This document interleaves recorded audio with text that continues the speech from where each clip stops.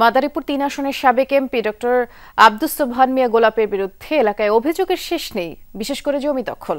স্থানীয়রা বলছেন, অন্যের জমি দখল করে নিজ ও পরিবারের সদস্যদের নামে এলাকায় গড়েছেন একাধিক শিক্ষা প্রতিষ্ঠান। মাঠের অলরাউন্ডার আমি, আর ঘরের allrounder Tylox. Tylox toilet cleaner, clean মানেই টাইলক্স। মাদারীপুর ৩ আসনের সাবেক এমপি ডক্টর আব্দুস সোবহান মিয়া গোলাপ একসময় সাবেক প্রধানমন্ত্রী শেখ হাসিনার বিশেষ সহকারী ছিলেন।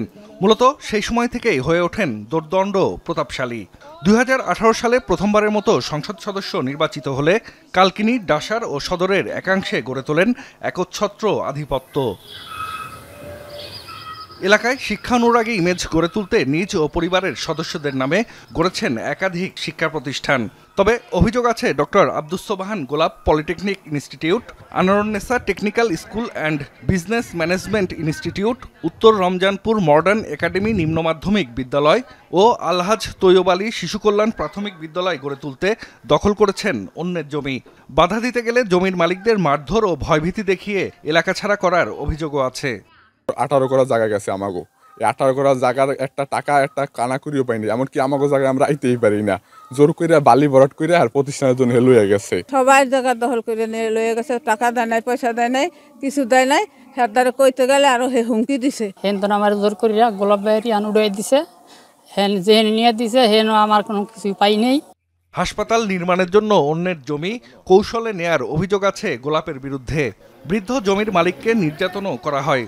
এছাড়া জমি দখল করে রমজানপুর বাজারে মার্কেট নির্মাণেরও অভিযোগ আছে সাবেকেই এমপির বিরুদ্ধে।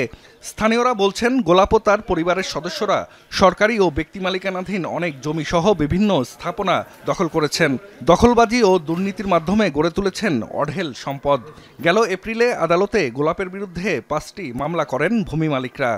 বলে যে তোমার ওই জমিটা আমাকে দাও, তোমার ঘরের সব সদস্য চাকরি ওখানে বড় একটা হাসপাতালে দেওয়ার পর তাহলে তোমার স্ত্রী হাসপাতালে দিয়ে আমার গালাগালি করছে, তা তোমার ঘরে লাগে আমার ঘর, তোমার যে আমি চাকরি দিই তা আমার সম্মান বাঁচবে না। আমাদের এই জায়গা আব্দুস সোবহান গোলাপের ভাই মিল্টন ইব্রাহিম জোর করে নিছে, ওই 4 তালা উড়াইছে আমাদের জায়গা, আমাদের টাকা পয়সা কিছুই দেয় না। সোবহান গোলাপ যত খাস জায়গা আছে, যত সরকারি জায়গা আছে, এগুলো সব দখল করিয়া বাড়ি করছে, গাড়ি করছে।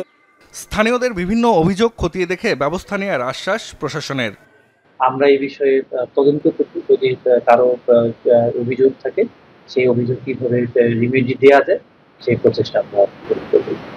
সাবেক এমপি গোলাপের বিরুদ্ধে দুর্নীতির মাধ্যমে দেশ বিদেশে নামে বেনামে অবৈধ সম্পদ অর্জনের অভিযোগ অনুসন্ধান করছে দুর্নীতি দমন কমিশন দুদক।